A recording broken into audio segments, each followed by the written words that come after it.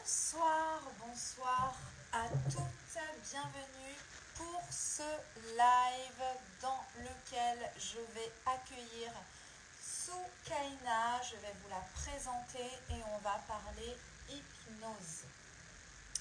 Donc j'attends qu'elle arrive. Coucou, c'est bon, elle est là. Et pour celles qui regarderont en replay, mettez un petit hashtag replay pour nous montrer que vous avez vu cette vidéo. Et si vous avez des questions sur l'hypnose, ça va être le moment parce que je vais accueillir une experte, une hypnothérapeute qui va intervenir dans mon programme. Voilà. Je viens d'accepter sa demande. Bonsoir à toutes. Hey, hello, ça va? Très bien, et toi? Ouais, ça va. Tu m'entends bien? Ouais, très bien. Ok. Tu me vois, tu m'entends, le son, c'est bon? C'est parfait. Parfait, super. Merci pour ton invitation. Merci d'avoir accepté.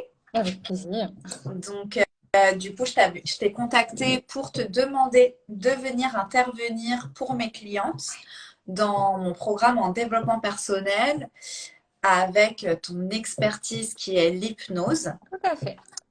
Donc, du coup, ce soir, on va parler de ça. On va te présenter pour celles qui ne te connaissent pas. Donc, bienvenue à toutes celles qui arrivent. Et si vous avez des questions sur l'hypnose, allez-y pendant le live, profitez-en. Comme ça, Soukaina pourra vous répondre. Ouais. Bienvenue à toutes celles qui arrivent. Voilà, n'hésitez pas si vous avez des questions, s'il y a des personnes qui ont déjà fait de l'hypnose, à nous raconter vos expériences, à nous dire comment ça s'est passé pour vous. Si vous avez des questions, c'est le moment. Ouais. Et merci d'avoir accepté tout de suite de bien vouloir venir donner un atelier. Donc, je vais spoiler tout de suite l'atelier, comme ça c'est fait. Allons-y. Donc, tu nous prépares un atelier qui est sur la confiance en soi. La confiance en soi, c'est un peu le cœur de tout, hein. Moi, c'est une grande partie des séances que je fais. Alors, en général, j'ai beaucoup de stress, anxiété. Voilà, hein, c'est un peu le truc qu'on vit tous, qui est un peu répandu, très répandu en ce moment. Et la confiance en soi, parce que, je sais pas. En fait, on a tous, j'ai l'impression, des ambitions, des envies de passer à un autre niveau.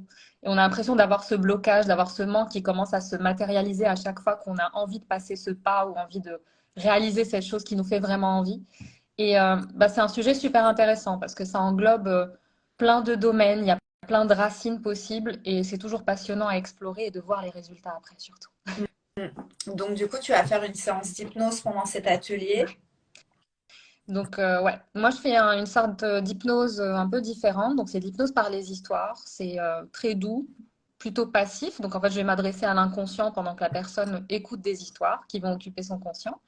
Et ces histoires, elles vont venir parler à l'inconscient pour l'aider à libérer, débloquer des choses pour que cette confiance puisse prendre sa place. Voilà. Donc, on va pas spoiler tout l'atelier, mais on va venir travailler tous ces petits doutes, toutes ces petites peurs, ces peurs de se tromper, d'être ridicule, de ne pas réussir, de ne pas être légitime, etc., qui vont venir se poser sur la confiance et la masquer, on va dire. J'adore.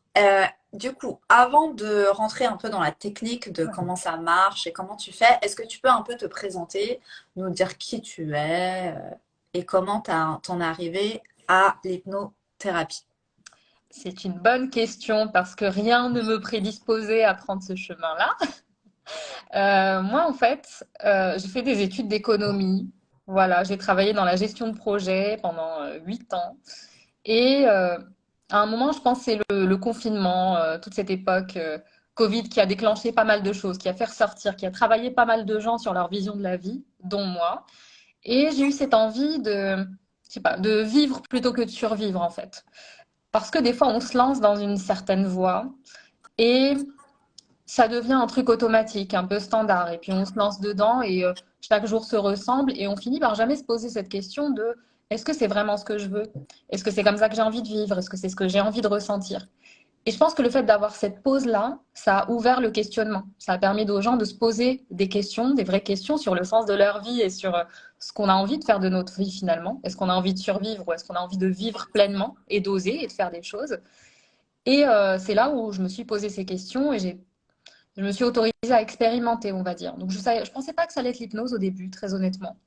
J'ai regardé plein de choses. Je savais que ça allait être quelque chose en rapport avec la thérapie ou le coaching. C'était pas encore totalement fixé. Donc, je suis allée voir plein de thérapeutes, tester. Et au final, j'ai entendu parler de ce type d'hypnose. Et j'ai fait, c'est ça. Et j'étais Et du inscrite en coup, formation. Le lendemain, j'y suis allée. Voilà. avant ça, tu avais déjà fait de l'hypnose ou tu avais déjà fait des thérapies ou pas du tout? Pas énormément. J'avais fait de l'hypnose peut-être en 2015, je pense. Parce que ça m'a toujours fascinée. En fait, c'est un univers qui m'a toujours fascinée, mais je m'étais jamais vraiment penchée dessus, pardon. Et je suis allée voir un hypnothérapeute une fois, parce que je me suis dit, je vais tester, puis j'avais une problématique à ce moment-là. Et fun fact, ça n'avait pas marché du tout pour moi, parce que c'était simplement pas un type d'hypnose qui me parlait.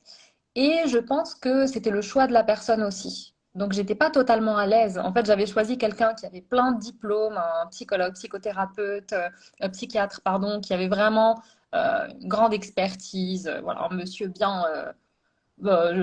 voilà, bien diplômé. Mais j'avais pas pris en compte le facteur confiance, le facteur être à l'aise avec la personne, pouvoir s'ouvrir avec, pouvoir, oui, pouvoir être ouverte en fait aux suggestions qu'il va me faire. Donc, j'avais pas, l'expérience m'avait pas marqué plus que ça. Et c'est après, donc voilà, dans cette période d'exploration que j'ai décidé de retenter. Parce que des fois, j'ai l'impression que des fois, on fait une expérience et on va se faire un avis définitif dessus tout de suite. La Ouais, première bah fois. moi la première, hein, Voilà. moi j'ai fait aussi de l'hypnose pour arrêter de Ouais. fumer. Je fume toujours d'ailleurs. Bref.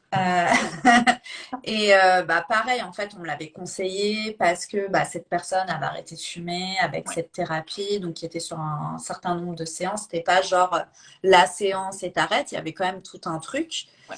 Et bah, en fait, dès la première séance, pareil, j'ai pas du tout accroché avec la personnalité. Il n'y avait pas ce truc humain, tu Mhm. vois, ce feeling. Exactement. Donc bon, comme j'étais, bah, moi dans ma tête, j'étais engagée à le faire, bah, je l'ai fait. Ouais. J'ai arrêté de fumer quand même parce qu'en fait, je m'étais engagée avec moi-même. Enfin, c'est après coup, en prenant du recul, que je me dis, pour moi, c'est pas vraiment les séances que j'ai eues avec cette hypnothérapeute qui m'a aidée. C'est plutôt que moi, je m'étais convaincue que j'allais arrêter, donc je l'ai fait. Mais bon, j'ai repris et voilà. Mais en effet, je pense qu'il ne faut pas s'arrêter à une première opinion sans essayer d'autres. C'est ça. Parce qu'il y a plein de techniques et donc c'est ça que je voulais aussi que tu nous dises. Du coup, toi, tu as découvert une autre technique ensuite. C'est ça. Ben, moi, j'avais un peu du mal. Enfin, je pense que c'était surtout la personne dans ma première expérience. Parce que la deuxième personne utilisait aussi la même technique, mais c'était beaucoup plus parlant pour moi. Je pense que j'étais dans un état d'esprit différent. Donc, il y a plein de choses, en fait, qui vont jouer dans la séance d'hypnose. Moi, je dis déjà d'aller voir une personne avec qui on se sent bien, avec qui on a envie de travailler. Parce que si on choisit juste quelqu'un parce que, voilà, c'est le premier qu'on a trouvé sur Doctolib ou quelque chose comme ça, voilà, ou le premier rendez-vous qui était disponible, bon, ça peut Ou être un parce bon que choix, hein. il est hyper diplômé. C'est ça. Ça peut être un bon choix, chacun fait comme il veut, Mm. mais autant prendre en compte ce facteur où vraiment on va se sentir à l'aise, comme ça on peut se sentir libre déjà de discuter et on peut être plus réceptif à ce qui va nous être dit.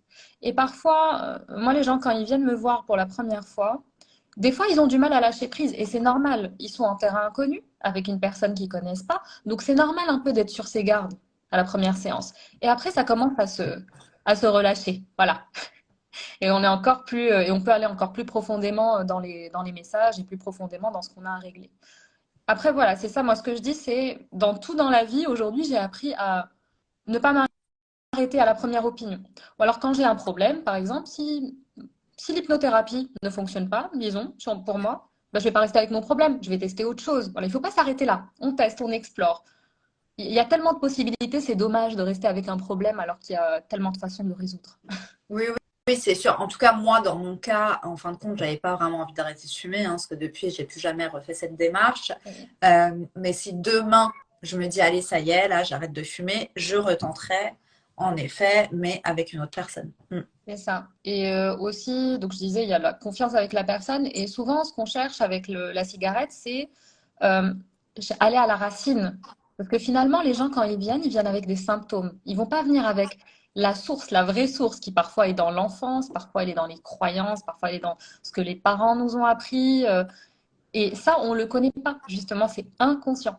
Donc, on va venir nous voir avec des symptômes, et l'idée, c'est pas juste de couper l'envie de cigarette et de juste, hop, couper une petite branche d'arbre. C'est vraiment aller à la racine pour que ça puisse être durable et être plus sain. Donc, parfois, ça peut nécessiter d'aller un petit peu plus en profondeur. Ouais. Ouais. Donc, du coup, parle-nous de ta technique et de l'hypnothérapie. En fait, voilà, quelles sont les techniques qui existent, même s'il doit en avoir des tonnes, mais les plus connues peut-être. Et toi, comment tu travailles du coup et pourquoi? C'est ça. Bon, je ne vais pas trop parler des autres techniques. Je sais qu'il y a de l'hypnose ericksonienne, humaniste, conversationnelle. Il y a plein de techniques. Moi, celle à laquelle je suis formée, c'est l'hypnose sagesse. Ça s'écrit S-A-J-E-C-E. Et l'hypnose sagesse, c'est une hypnose par les histoires. Donc moi, j'aime bien parce que c'est très, très doux. La personne n'a pas vraiment grand-chose à faire. Ça marche très, très bien pour ceux qui sont dans le contrôle et qui essaient vraiment de bien faire les choses. Là, ils n'ont rien à faire.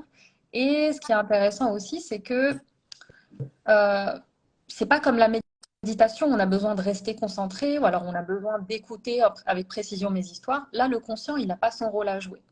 Donc, on fait ce qu'on veut. Quand les gens viennent me voir, je leur dis, tu penses à ta soirée, ton week-end, ce que tu veux, c'est la même chose. L'important, c'est que ton inconscient écoute ce que j'ai à lui dire. Et là, on va aller ratisser très large. Euh, Souvent, il y a une, deux ou trois thématiques pour lesquelles les gens viennent, mais euh, selon les priorités de l'inconscient et les messages que je lui donne, il va pouvoir régler ce qui est prioritaire. Des fois, j'ai des gens qui viennent pour un sujet et c'est un autre qui se règle. Donc, vraiment, sur l'inconscient, des fois, on n'a pas. C'est pas quelque chose qu'on contrôle et qui est très mathématique, très carré. On est vraiment ouvert avec l'inconscient. Et voilà, donc la séance, la personne a juste à se détendre, à être là et à m'écouter raconter des histoires. Et ces histoires vont venir parler à son inconscient pour aller solutionner et aller chercher vraiment la racine du symptôme, de comment il s'exprime, pour pouvoir lui trouver une bonne solution. Donc, on va vraiment laisser Du une coup, grande liberté. du coup, tu vas faire cette séance donc, où tu vas raconter une histoire Ouais. qui parle à l'inconscient, c'est ça? Donc la personne, elle est en mode, elle dort, enfin, c'est quoi?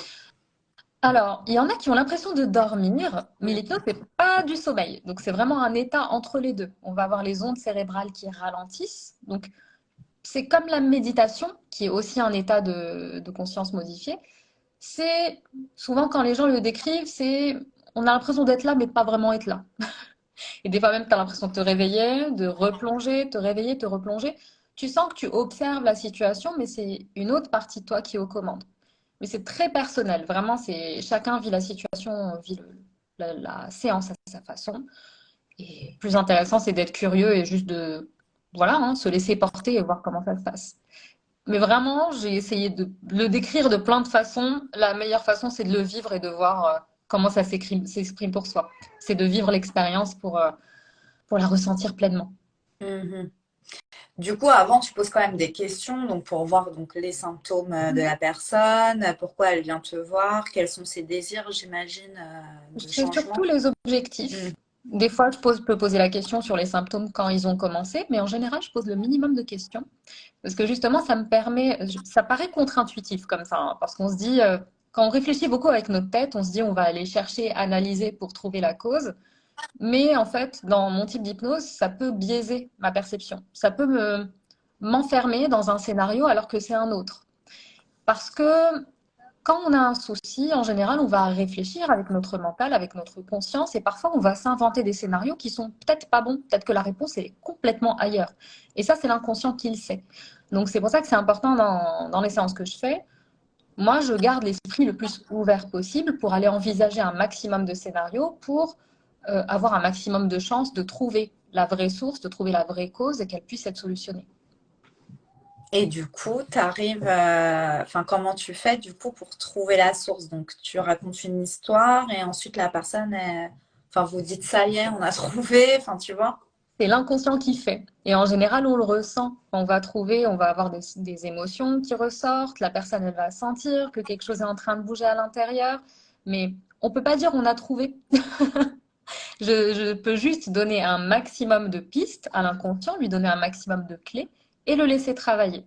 Voilà, c'est très différent de ce qu'on fait rationnellement en général. Oui, oui, parce que moi, du coup, dans mon boulot, c'est très rationnel, c'est très, voilà, j'ai des techniques où, bah voilà, on va trouver le pourquoi, le comment, qu'est-ce qu'on veut, et puis on le fait, tu vois, c'est structuré, même si des fois, bah, en effet, il n'y a pas de, bah, il y a pas de structure et on doit laisser aller, mais voilà, moi, j'ai pas de technique pour travailler l'inconscient, en fait, à part se faire confiance, avoir la foi et continuer à avancer. L'inconscient, c'est un sujet vraiment à part avec sa propre symbolique, sa propre rationalité.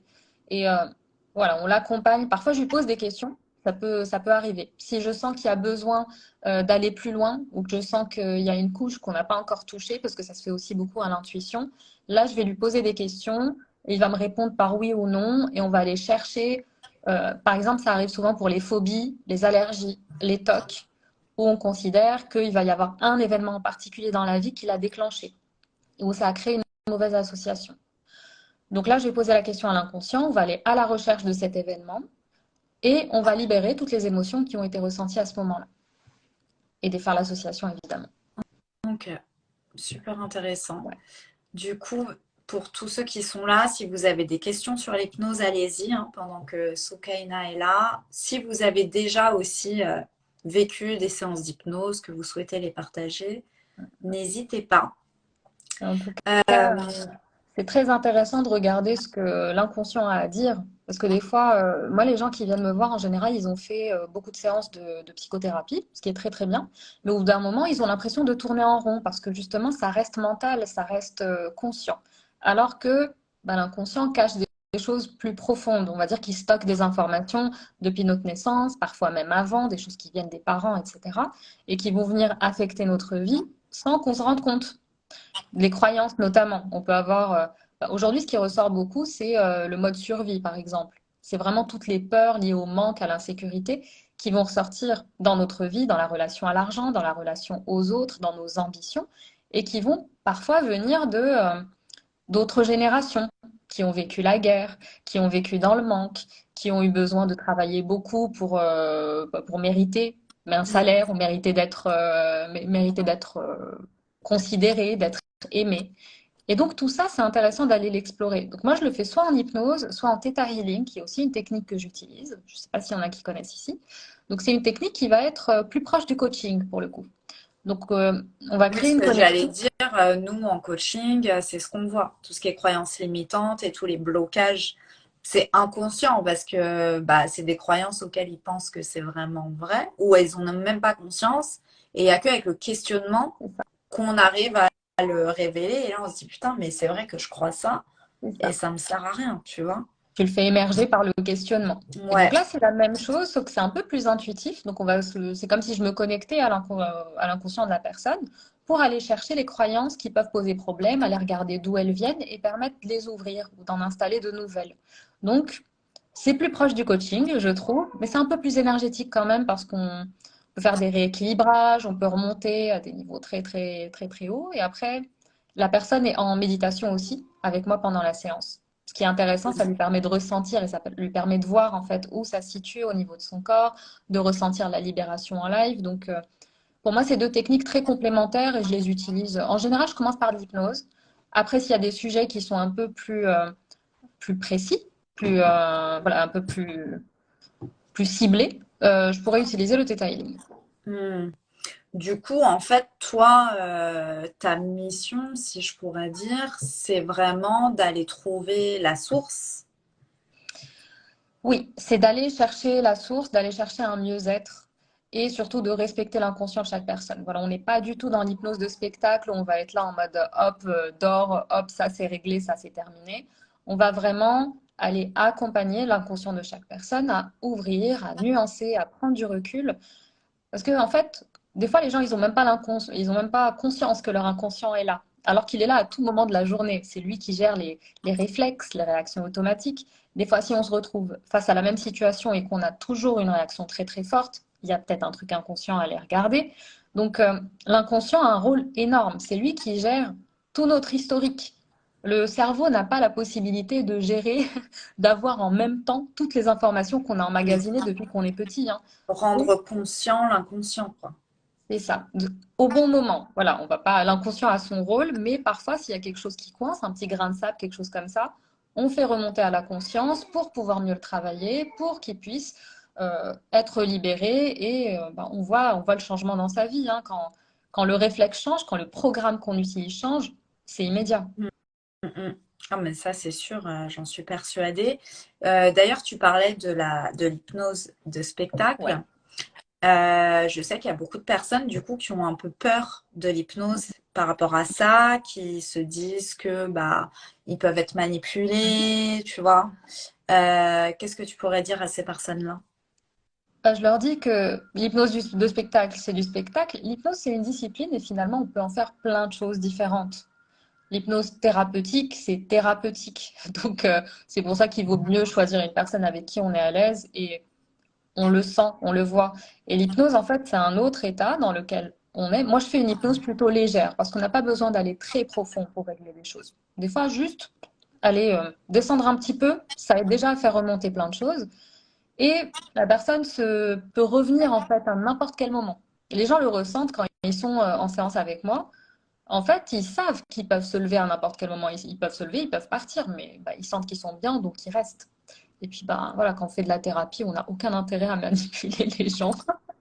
L'intérêt, Mais c'est on plutôt est là à d'accord que dans l'hypnose de spectacle, les gens ne sont pas non plus manipulés. S'ils font tout ce qu'on leur fait faire, c'est qu'ils sont OK et qu'ils font confiance à la personne. Une partie d'eux est d'accord. D'ailleurs, c'est pour ça que bah, les gens qui font de l'hypnose de spectacle, ils voient bien que ça marche pas sur tout le monde, hein. Il y a un échantillon de la salle qui est consentant pour faire ça. Et puis à n'importe quel moment, comme dans un rêve, hein, quand on a l'impression qu'il va nous arriver quelque chose, hop, le conscient reprend le dessus et on se réveille. Donc il leur fait pas faire de choses vraiment dangereuses. Après, c'est pas vraiment, voilà, je suis vraiment pas fan de Ouais, l'hypnose de spectacle. Ça joue avec l'inconscient des gens, c'est pas très oui. respectueux, j'ai envie de dire. C'est pour le divertissement, pour Mais secret voilà, d'hiver. pour les personnes qui ont peur, il faut savoir quand même qu'elles restent maîtres et que on va pas les manipuler ou transformer, Ouais, mettre des trucs dans leur tête absolument. qui n'ont pas lieu d'être, si elles-mêmes ne l'autorisent pas, même en état Exactement. d'hypnose. Mais c'est ce que je leur dis. Moi, je donne des messages. C'est un peu comme si je donnais un buffet, vraiment. Et après, l'inconscient se sert. Donc, il se dit, ah, ça me paraît intéressant. Parce que l'inconscient, c'est un gardien un peu, hein. Il n'avale pas tout ce qu'on lui dit. Il se dit, ah, ça, c'est intéressant. J'ai envie de le prendre. Ah, ça, c'est nul. Ça me parle pas. J'ai pas envie de le prendre. Ah, ça, je vais le transformer. Je vais l'intégrer. Donc, en fait, il va quand même y avoir une sorte de filtre. Et les personnes le ressentent, hein, quand elles sont en séance, elles sont en mode observation. À chaque fois, elles me disent, mais j'avais l'impression que j'allais être vraiment, je sais pas, complètement ailleurs. Mais non, en fait, elles étaient là, mais différemment. Une position d'observation, je dirais. Mhm. Ouais. Mais ouais, je pense que c'est important de le dire parce que bah, je vois quand j'ai dit à mon groupe trop bien, il y a une hypnothérapeute, donc il y en a, elles sont trop contentes et il y en a, ah oui, mais du coup, si elles nous hypnosent, est-ce que, enfin, genre, elles ont eu un peu peur, tu vois, ce qu'elles ont jamais fait, elles connaissent pas, elles connaissent que ce qu'elles voient à la télé. Sûr.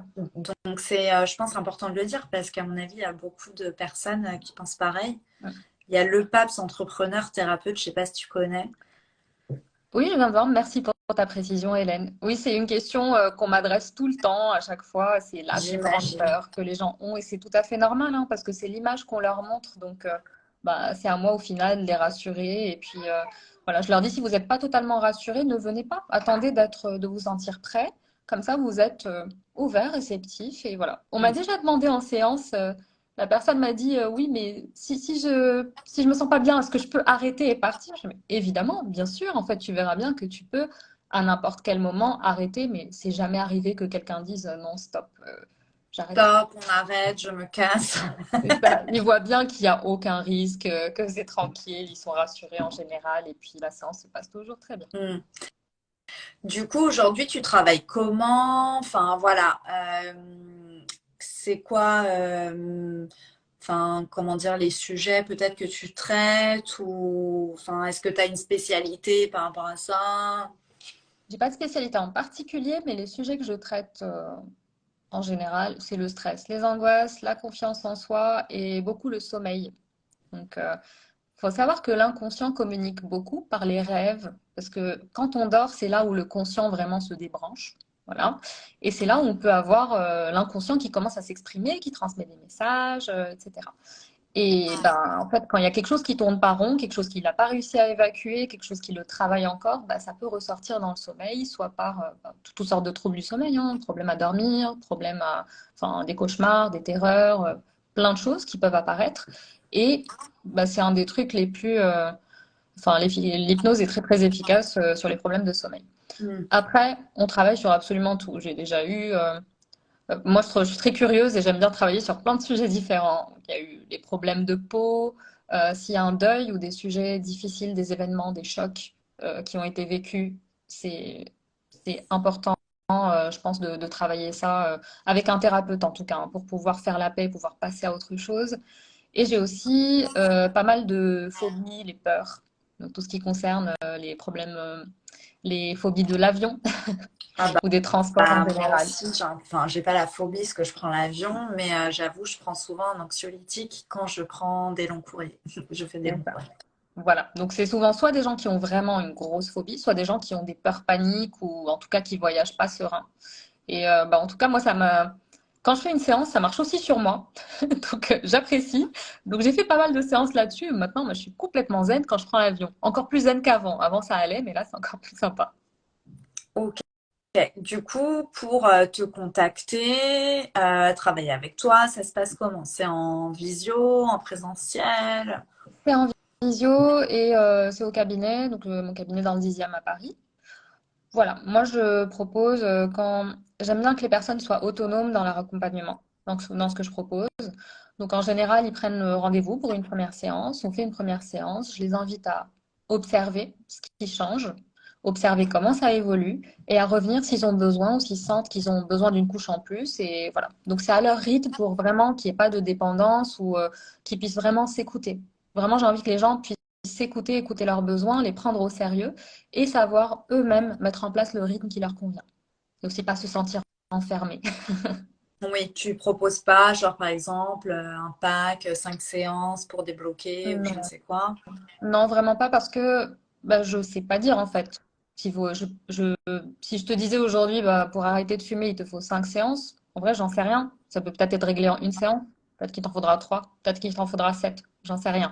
On s'est jamais arrivé qu'il en fasse, qu'on me demande 7 séances. Mhm. Mais je ne peux pas le dire en avance, donc je préfère que tu constates au fur et à mesure et selon ce que tu as observé et selon tes besoins, selon l'évolution, tu reviens. Voilà, Ok. Donc, on vient avec notre problème ou notre besoin. tout à On fait. fait une séance, une première séance, et ensuite on voit. C'est ça. Bah, ça permet aussi aux gens de ne pas se sentir enfermés dans une thérapie et de s'écouter. Après, je vais proposer aussi des audios. Ça marche très bien les audios parce que les histoires parlent vraiment, ont des messages qui parlent à l'inconscient sur plein de sujets différents. Donc il va y en avoir sur des sujets de confiance en soi. Bon, je vais pas tout spoiler aujourd'hui, mais il va y avoir des audios aussi à écouter à la maison et qui aussi travaillent sur l'inconscient. Et c'est magique, c'est assez sympa. Moi j'aime beaucoup. Et du coup, les audios, donc c'est les histoires que tu racontes à l'inconscient, c'est ça?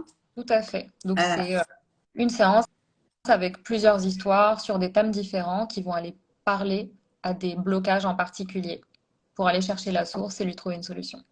et, et ça, du coup, tu l'as appris lors de ta formation ou c'est toi qui écris les histoires? On apprend pendant la formation comment le faire, mais c'est moi qui écris les histoires. Donc avec l'expérience, avec ce que l'inconscient nous demande, avec l'inspiration, il peut y avoir plein d'histoires. En général, c'est assez amusant parce qu'elles ne sont pas en lien avec le sujet pour lequel on vient voir, mais c'est normal. Ça parle à l'inconscient, pas au conscient. C'est des métaphores beaucoup, non? C'est des métaphores à la troisième personne. Donc, ça va parler de l'histoire de quelqu'un d'autre, mais qui va venir inspirer l'inconscient pour justement être dans cette démarche de respect de l'inconscient de la personne. Et c'est lui qui va venir chercher ce qui l'intéresse. Et aussi, ce qui est intéressant dans ça, je trouve, c'est que ça enlève en fait les mécanismes d'autodéfense. Tu vois, parce que si je te raconte une histoire de toi qui fait quelque chose, des fois, il peut y avoir un petit mouvement de ouh, elle parle Oui, de moi, oui. doucement. Alors que si je parle de quelqu'un d'autre, c'est plus ouvert. Voilà, il y a moins de résistance en général. On est plus ouvert. Hmm. Oui, tu te sens pas directement concerné, donc Tout t'écoutes, à quoi. fait. T'écoutes différemment. Voilà. Tu te sens moins attaqué parfois. Hmm. Cool. Du coup, pour prendre rendez-vous avec toi, on fait comment? Et bah, tout est disponible sur ma bio. Donc, sur ma bio, il y a le lien de réservation avec toutes les disponibilités. Et sur mon compte en général, voilà, je parle de ce qui est disponible et de ce qui sort, des nouvelles offres qui sortent. Et aussi beaucoup de contenu, juste, il y en a aussi pour essayer. Donc, s'il y en a qui ont envie de tester, je fais des séances sur YouTube. Il y a des lives aussi où j'ai proposé des séances. Voilà, c'est toujours intéressant. Ça fait toujours du bien. Et après, si on a envie de travailler des sujets plus spécifiques, un rendez-vous, c'est plus indiqué. Hmm. Du coup, moi, j'accompagne beaucoup de femmes en business aussi. Business beauté, plus particulièrement. Elles sont aussi dans mon programme Be Life, donc tu vas aussi les voir. Euh, Est-ce que c'est approprié aussi pour le business? Oui, c'est totalement approprié. Moi, je considère qu'on est toujours la même personne. Donc, on va utiliser des ressources différentes selon le cadre, la situation, mais on est toujours la même personne. Donc, en travaillant sur l'humain, ça travaille aussi sur le business. Et ben, je le sais, je suis entrepreneur aussi. Quand on est entrepreneur, il y a souvent toutes les peurs qui ressortent, des peurs qu'on ne savait pas. Voilà, on se retrouve soit son travail et son résultat, c'est exacerbé. Et des fois, il y a plein de peurs qui vont ressortir, la peur du manque, la légitimité, les insécurités, et tout ça, on travaille en hypnose. Et en général, quand on travaille ces sujets-là ou les sujets de relation avec les autres, de communication, du rapport à soi, ça impacte son business. On le sait toutes les deux, quand on travaille sur soi, Ah ça irradie sur tous moi, les de aspects toute de sa vie. façon, j'ai l'accompagnement Be Ouais. Life qui est du dev perso, qui est obligatoire quand tu fais l'accompagnement business. Parce que c'est ce que je leur dis souvent, le problème, il vient pas du business, il vient pas des clientes, il vient pas d'Instagram ou de l'inflation, il vient de toi. C'est ça. Bah, Enfin, le problème, le blocage, la peur, enfin bref. Et ça, souvent, elles n'en ont pas conscience. Pour elles, ça vient forcément d'un truc externe qui fait qu'elles n'ont pas les résultats qu'elles veulent. Et en fait, je ramène toujours à elles. c'est ça. Et Parce que si on se dit c'est ça, on perd en fait comment dire, on perd notre capacité à agir sur la situation. Si on se dit que c'est les autres, si on se dit que c'est le reste, que c'est le monde, bah finalement on n'a plus de responsabilité, on n'a plus de manœuvre en fait à faire pour on changer les devient choses. victime du monde, quoi. C'est ça. Alors que si on change ce qu'on pense, si on change notre façon de faire les choses, on débloque en fait d'autres niveaux et c'est encore plus facile de faire les choses. C'est encore Mm. plus facile de matérialiser, de réaliser et bah, ça passe par le travail sur soi. Ça, on le Ouais, sait. exactement. Mais c'est pour ça, donc que pour moi, c'était essentiel qu'il y ait du dev perso pour développer son business. Pour moi, c'est obligatoire. En fait, tout le monde devrait faire ça. Et c'est pour ça aussi que je t'ai contacté, parce que pour moi, bah, tu as une technique, une expertise, bah, on a un peu la même vision des choses en fin de compte, hein, même si on s'est rencontrés à un séminaire et on ne se connaît pas non plus énormément, mais tout de suite, je me suis dit, mais c'est sûr qu'elle peut apporter quelque chose aussi à mes clientes. Oui, c'est ça. On est d'accord, hein, le business, c'est le reflet de qui on est et plus on se sent libre, plus on se sent en confiance, plus on a travaillé les petits blocages, les petits points là qui viennent nous empêcher de faire des choses, plus c'est facile d'avancer. Mm. Ouais, Et je suis d'accord avec toi que pour moi, bah, on n'est qu'une personne. On n'est pas genre le business, une personne au business et une personne en perso. Enfin, on reste la même personne. c'est ça. Et ça aussi, c'est important de le redire parce que souvent, on dirait qu'il y a deux identités différentes dans la tête des gens. Exactement. Tu dis, je dois montrer ce masque-là quand je suis dans cette situation, ce masque-là quand je suis dans cette situation, alors qu'au final, tu es une personne. Tu n'as pas besoin de t'adapter à la personne en face, en fait. Si tu restes toi-même en toute situation, c'est bon. En général, ça fonctionne. Voilà. Au lieu de s'adapter à ce qu'on attend de nous, à ce qu'on attend de nous, à ce qu'on veut qu'on montre, en fait, comme visage. Et finalement, ça va filtrer. J'ai envie de dire, ça filtre un peu le genre de personne qu'on va recevoir. Et finalement, tant mieux, parce qu'on a envie d'avoir tout le monde. Pas du tout. C'est ça. Pas du tout. Mais ouais, ça c'est génial. En tout cas, vous pouvez aller suivre Soukaina sur son compte Instagram, la contacter pour avoir une séance d'hypnose avec elle, que ce soit pour votre business ou pour votre vie perso. Et du coup, elle nous fait l'honneur de venir pour un atelier confiance en soi avec une Ça. hypnose spéciale. Fin mai, c'est ça hein, la date. Le Ouais. 24 Le novembre. 24 mai exactement. Donc pour mon programme Be Life. Donc pareil, si vous êtes intéressé à travailler avec moi, n'hésitez pas à me contacter. C'est avec plaisir que je répondrai aussi à vos questions. Super. Est-ce que vous avez des questions avant qu'on parte sur l'hypnose, sur nous? Voilà. N'hésitez C'est le pas. moment. Alors, je regarde. Bon, bah, c'était très très clair, je pense, hein. Bah écoute, je pense que ça va, hein, c'est clair, tu t'es bien présenté, je pense qu'on a compris ce que tu faisais, qui t'étais. On a un peu abordé le sujet de l'hypnose pour éclaircir pour les personnes qui connaissent pas. Et on reste disponible si jamais il y a des questions par MP Ouais, pour ma part. de toute façon, il y aura le replay. Donc pareil, vous pourrez commenter le replay si vous avez envie de donner votre avis, c'est toujours constructif. Et puis voilà, hein, je pense qu'on s'est tout dit. En tout cas, ça m'a fait super plaisir de te recevoir en live et de partager ce petit moment avec toi. Également, merci beaucoup pour ton invitation encore et bah, rendez-vous le 24 mai à toi et aux participants Exactement. C'est et à ça, tous celles et ceux qui auront des questions en MP du coup. c'est ça. Merci à tous ceux qui ont été présents pendant ce live et à très bientôt. Merci, Ciao! bonne soirée.